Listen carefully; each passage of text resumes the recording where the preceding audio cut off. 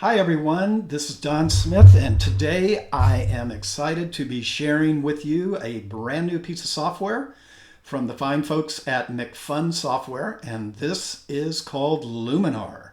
And I've had the opportunity to use this software for the past couple weeks, and I've been pretty excited about it, and actually got the finished version just a couple of days ago. And I can tell you this is a really powerful raw processor. That's right, it's a raw processor, not just a standard plugin that offers you a couple of filters here and there.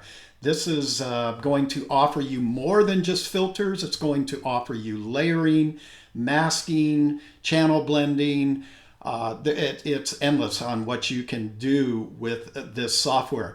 So I'm going to just show you today a quick little demonstration because I'm still learning about all the nuances of this new program. And this is an image. Let me give you the backstory here before we start editing. This is Pfeiffer State Beach along the Big Sur coast here in California. And during the months of November, December, and January, the sun gets in alignment with the opening of this arch. And as the water or the waves kind of get forced through the opening of this arch, it creates this mist, which the sun backlights if you get into probably about the last hour of the day, and creates this beautiful warm shaft of light that comes through the portal of Keyhole Arch. And I have photographed this arch a number of times over the past 10 to 12 years, and just kind of started thinking about how I would like to do something a little bit different, and had been playing with a Stingray 10-stop more slow filter. So I grabbed my gear and went down to this arch a couple of evenings ago, or actually a couple of days ago, and was going to try putting on this 10-stop more slow to get this really misty effect in the water. Kind of the added benefit I got was that as each wave pounded through the arch over the course of the 4 minutes, it intensified the warmth and kind of the length of the shaft, if that makes sense. So this is a raw file. Open directly out of Lightroom into Luminar. That's one of the cool things. Luminar is actually a standalone, or you can use it directly out of Lightroom or out of Photoshop as a plugin. So I've just opened up my raw file out of Lightroom with no adjustments in Lightroom, because we're going to do all the adjustments here in Luminar. And this is the interface you would come to if you're opening for the first time. If you look over here on the right, you're going to see a Add Filters plus sign, and this is where all the filters reside in Luminar. So you kind of get to build your own interface, so to speak, as you're working on an image. Let's come down to the bottom here, and you see the film strip with all the presets that Luminar offers. If I go to the far bottom right here where it says all presets and click on that, another box pops up, and you can actually get into various categories. For example, outdoor, let's go back, and basic. I just choose to have all my presets open. I can come here to the middle icon where it says user, and if I find that over time I'm using just a handful of these presets as a starting point, I may want to create my own and name it. It's real simple. But right now, I just have all presets clicked, and I'm not going to really, the purpose of this video is not to show you every little nook and cranny of Luminar. I think you can go to Macphun's website, and they do have training videos there. But I'm just going to show you how I worked myself through this image. And I want to start actually over here with a preset on the bottom left. If you come second in, from the right hand, the bottom left, but move to the right. That's what I'm trying to say. And click on Image Enhancer. Now watch in one click just how quickly this image is improved. I'm going to come up here to the little eyeball, because that's pretty amazing. That's my raw file, and in one click, it's gone to that. And that could very well be a finished image. Look what's happening over here on the right-hand side. You can see 4 filters I've opened up with some already set variables in it. My tone, my saturation and vibrance, clarity, and structure. Now, this is a starting point. It looks great, but if you've been with me in the past, you always know I make a move and then we do what we call an image, analyze the image, see what else needs to be done. So my eye is immediately kind of drawn up here to the top right portion of the arch. If you compare it over here to the left, it seems a little bit washed out, not quite as crisp. And that could be, you don't see it, but if we were to have extended the picture frame over into here, the ocean is out there and it's very bright light, and that could be completely wrapping around this side of the arch and creating kind of that effect that I don't really like. So what I'm going to do, instead of working on this layer, I'm going to introduce you to the power of layer and masking. If you're new to this, I know a lot of you get it, you understand it. So what we're going to do is come up over here to the top right where it says layers, and we are going to click on the plus sign. And when I do, a little flyout window opens up and you can see it says add new adjustment layer, add a new image, which I'm not going to do that. If I wanted to blend from another image, let's say, I could do that. Or I could create a new stamped layer, which I don't want to do right now. I just want to add a new adjustment layer. So when I click that, my filter panel automatically opens up. And I think the filter that's going to work best to kind of bump this top right portion up is going to be clarity. Okay, so now I've opened it. You can see my initial layer. It didn't disappear. It just closed up. It's right there. If I double click, everything's still right there. But I'm going to come to layer 1 that I've added, and we're going to bump in some clarity.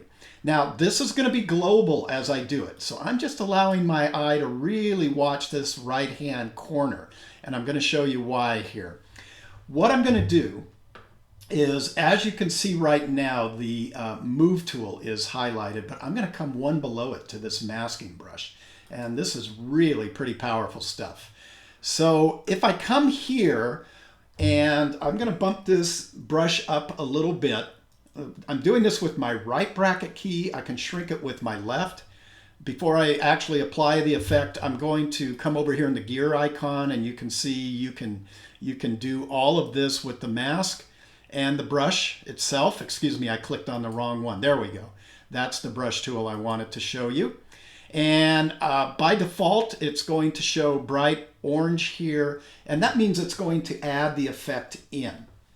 So as I kind of position the brush, we'll lower it down a little, and I click, and I start brushing, you see the photo sort of reverted back to layer 1. And all I'm doing now is brushing in at 100% opacity here. Sometimes this will default to 50. I like it up at 100. And I just added in that section of clarity there. Now I can always click right over here just to the right of mask where it says show mask. And you can see the area I've sort of painted in. I haven't done a terrific job, so I'm going to subtract some of that out, especially right along in here where the shaft of light is, and maybe we'll just take it off a little bit there. So that's kind of a valuable tool also. And now you can see I've got the top right portion of my arch looking not quite so washed out. It's kind of crisp and sharp now, and it sort of matches the left side over here. Okay, now if I click out of the masking brush, come back up here to the hand, you can see that all the brush options go away. And I have this little, two little icons here. One is the eyeball, and when I click on it, and click and hold, I can show you the before effect.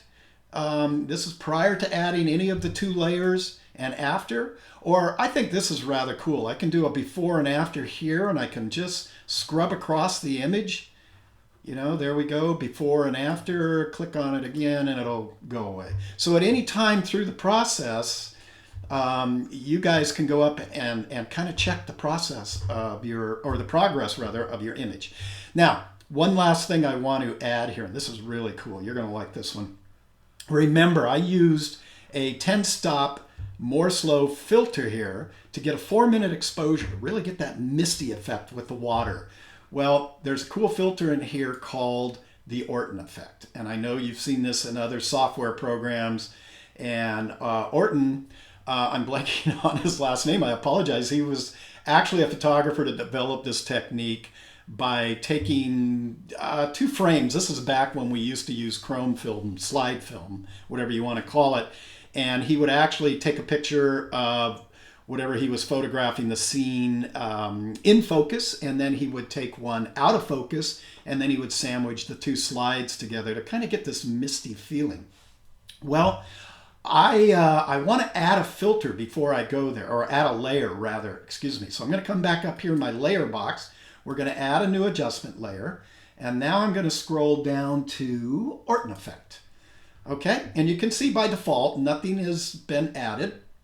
So I'm going to tug on the amount, and this time I'm just letting my eye kind of view the nice warm shaft of light and that water on the bottom. Now, this is a global effect, remember?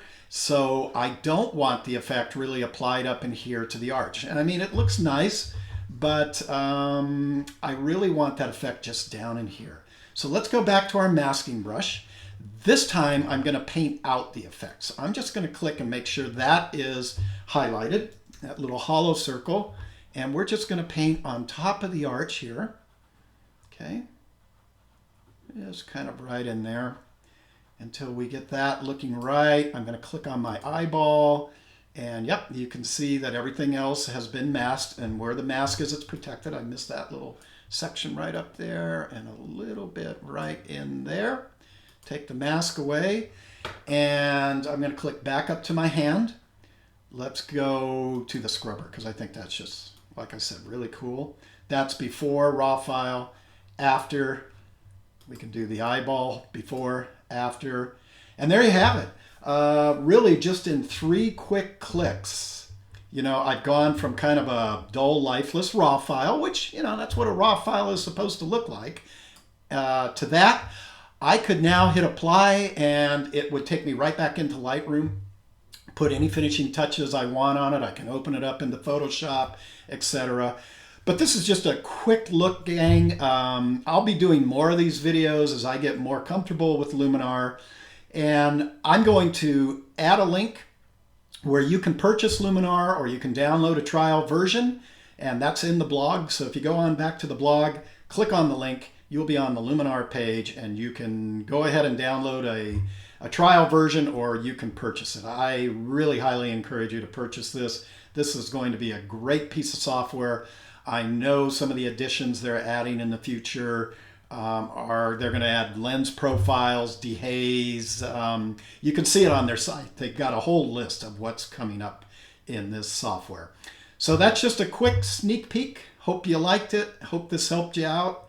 Get out there and shoot some pictures and have fun with this and process and create some great images.